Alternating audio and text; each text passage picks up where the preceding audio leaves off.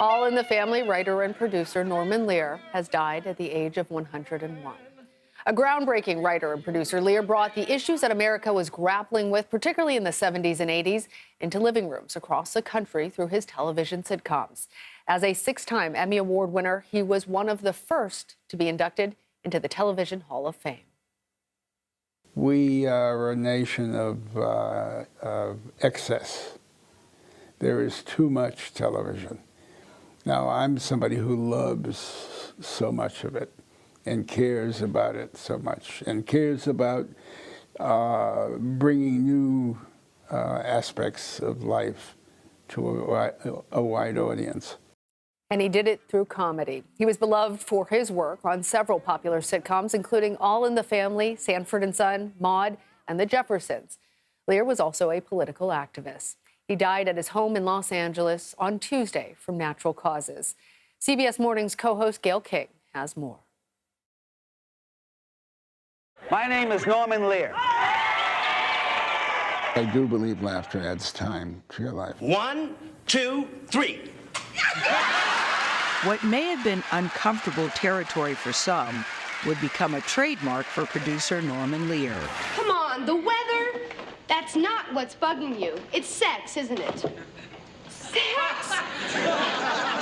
His iconic shows like All in the Family changed the landscape of television. Those were the days. You were fearless in terms of the topics that you tackled. Bigotry, sexism, abortion, racism. Everything you have just listed, nothing was unfamiliar to every family in America, not one subject. Born in 1922, Lear was a World War II veteran who flew in 52 combat missions over Europe.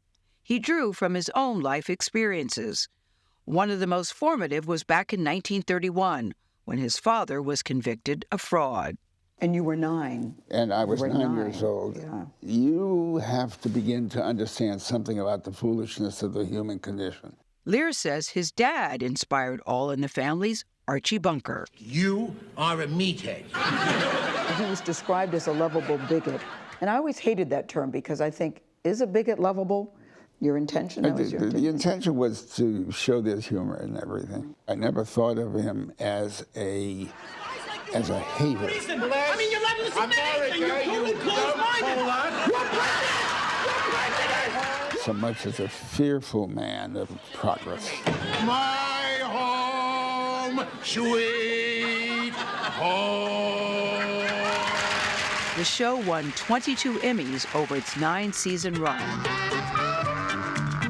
Lear released Sanford and Son and All in the Family spin-off Maude in 1972. Well, we're moving on now.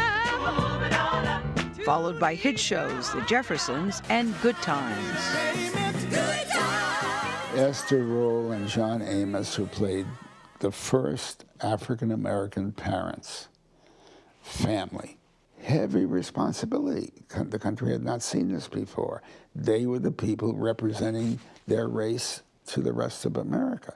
Norman Lear has held up a mirror to American society and changed the way we look at it.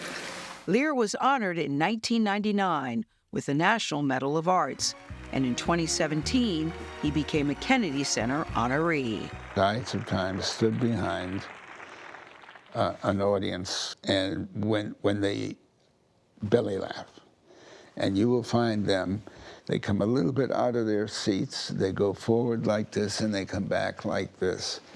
I don't know a more spiritual moment than a belly laugh. Music to your ears, right? Yes, and add music to my ears and time to my life. G-R-O-S-L ran great. Those were the days.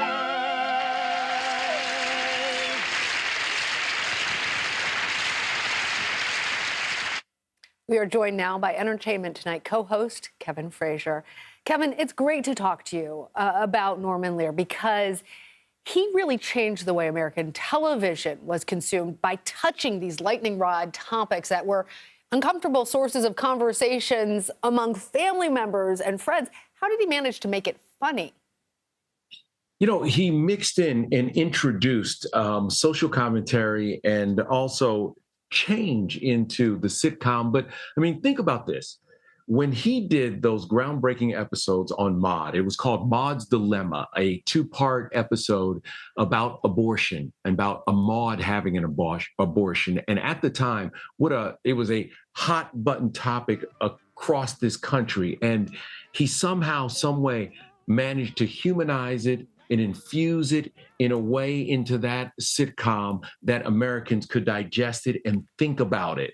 Norman Lear really was a change maker. Sure, he wrote television and he made great movies, but he also changed the way we thought. And that was an important thing. Thinking about interracial relationships in the 70s, and he dared to put an interracial couple on the Jeffersons. He dared to show a Black business owner who was very successful and had a sassy attitude in the 70s. He dared to show Black life in the projects with John Amos and Good Times, and introduced us to JJ and Dynamite and so many different things that change the way we think. Kevin, his social commentary, as you say, changed the way that television was created. But I'm thinking about Gayle's interview with Lear and her saying how she hated the idea of Archie Bunker as a lovable bigot. As you were talking about how he changed along with America changing, I'm thinking America is in another period of social change. Can producers, writers still make TV like his in a way that unites us? Because part of what was interesting was that in these shows, there was a wide variety of people who came from different aspects of life who enjoyed it. And now, as we see our society becoming more segmented, I'm wondering if that's something that was a bygone era. First of all, you need someone who has guts, both on the network side or whatever streamer or whatever airs that kind of programming, and also a producer who is willing to tell the truth through his eyes. And if you think about Archie Bunker, you're looking at a white man in the 70s who was trying to deal with a changing world and a diverse America that was springing up. And so besides his Black neighbors and his very liberal son, he had to confront so many different issues. And they did it with a laugh, but there were very serious issues that were confronted on this show. And for a lot of Americans, they saw themselves in the mirror when they saw Archie Bunker, because they agreed or espoused to many of the things that he personified on that show. Norman Lear said that that character was built somewhat around his dad who went to jail when Norman was just 9 years old. And that left a mark on him. And he always looked at those people who differed from him, but he wanted to bring everyone into the fold to have that discussion. And that's what he did with these shows. And that's what we don't see in our society today. Mm-hmm. People coming into a discussion where we can confront these issues that we might differ on widely. All right, America, you heard it from Kevin and me. There is your challenge. Try and live up to Norman Lear's legacy. Kevin Frazier, always so good to talk to you. Thank you. Always great to talk to you. Thanks so much.